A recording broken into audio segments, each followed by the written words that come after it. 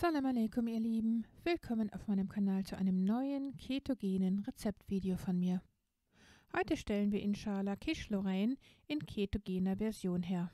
Das ist eine französische Spezialität, die herkömmlicherweise in einer runden, flachen Form gebacken wird, die aus einem herzhaften Mürbeteig mit einer würzigen Füllung bzw. Auflage besteht, die ein Gemisch aus Eiern und Milch enthält.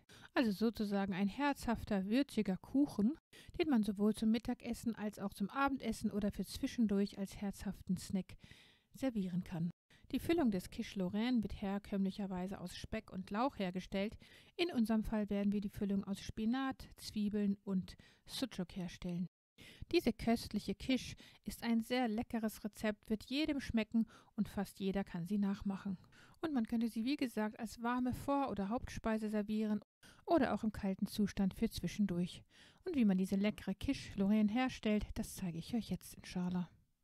Zuerst habe ich jetzt 250 Gramm gefrorenen Biospinat in Würfelform rausgelegt, damit er auftauen kann, bevor ich dann mit der Zubereitung des Mürbeteigs beginnen werde. Dazu gebe ich gemahlene Mandeln in vollwertiger und blanchierter Form in die Schüssel, Kokosmehl in Bio-Qualität, 1 Esslöffel Flohsamenschalenpulver, 1 Teelöffel Backpulver, 1/4 Teelöffel Himalaya-Salz oder Halid-Salz. Dann kommt kalte, in kleine Würfel geschnittene Bio-Butter hinzu, ein Bio-Ei und das waren auch schon alle Zutaten für den Mürbeteig.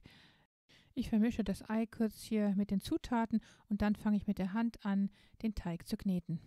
Ideal wäre es, wenn man die Butter einfach raspeln würde auf einer Küchenreibe. Dann lässt sie sich sehr viel besser mit dem Teig vermischen. Und sobald wir einen schönen Teig erstellt haben, geben wir den für eine halbe Stunde in den Kühlschrank.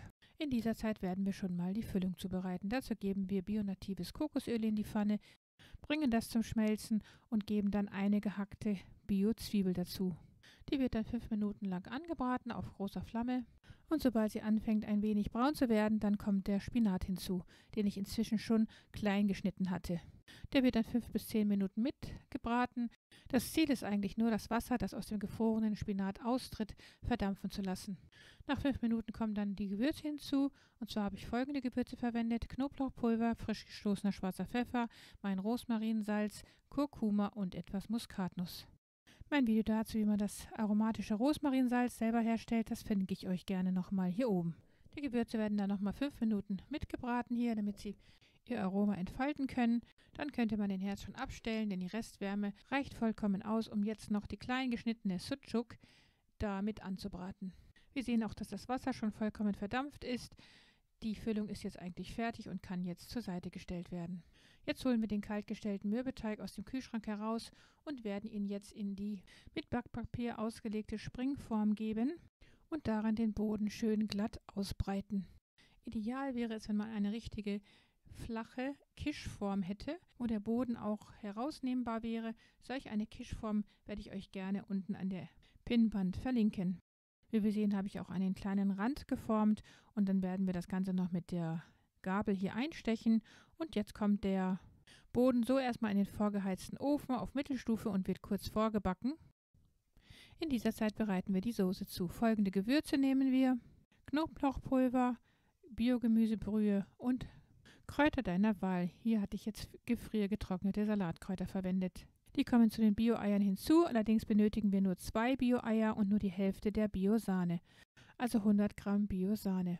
Die Zutaten werden jetzt gründlich mit dem Schneebesen verquirlt und sobald wir das getan haben, kommt noch etwas Bio-Mozzarella-Käse hinzu und wird dann auch nochmal mit verquirlt. Damit ist die Soße fertig, wird zur Seite gestellt. Inzwischen ist auch der Boden fertig, vorgebacken und kann jetzt mit der Füllung befüllt werden.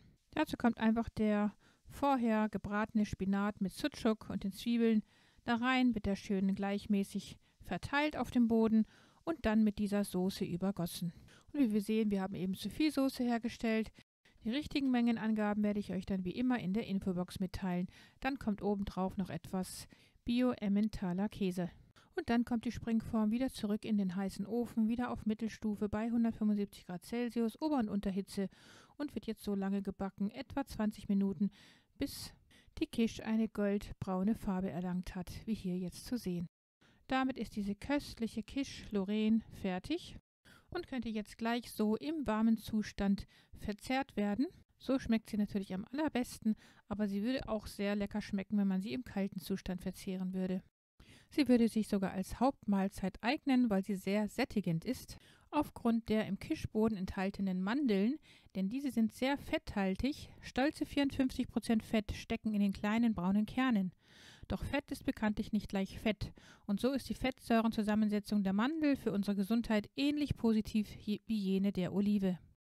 Denn die gesunden Fette in der Mandel bestehen wie das Olivenöl in der Hauptsache aus einfach ungesättigten Fettsäuren, der Ölsäure, und zu einem geringeren Teil aus der mehrfach ungesättigten Linolsäure. Und wie überaus gesund Mandeln sind, müsste inzwischen schon vielen Menschen bekannt sein. Unter anderem stärken sie die Knochen, schützen vor Diabetes, sind reich an Nähr- und Vitalstoffen und schützt vor Herz-Kreislauf-Erkrankungen. Auch das gesunde Kokosmehl ist ja in dem Boden enthalten, welches für Menschen mit empfindlichem Verdauungssystem sehr gut geeignet ist, denn es ist gluten- und phytinsäurefrei.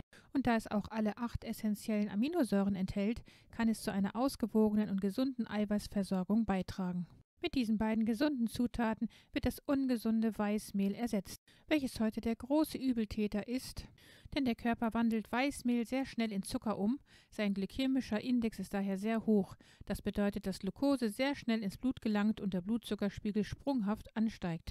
Und da Weißmehl ein Isolat ist, also keine Ballaststoffe und auch sonst keine anderen gesundheitlichen Inhaltsstoffe beinhaltet, führt es Studien zufolge zu Übergewicht, Diabetes, Bluthochdruck, Herzinfarkten und Gelenkschäden und vielen anderen Zivilisationskrankheiten. Die Ketogene, mindestens eine gesunde Low-Carb-Ernährung kann ich daher nur jedem empfehlen. Ja, damit ist das Kisch-Video beendet. Wenn es euch gefallen hat, dann gebt mir gerne einen Daumen nach oben und teilt dieses Rezeptvideo mit euren Freunden und Bekannten. Vergesst auch nicht, das Glockensymbol zu betätigen, damit ihr kein Video in der Zukunft von mir verpasst. Liebste Grüße, Salam Aleikum, eure Mariam.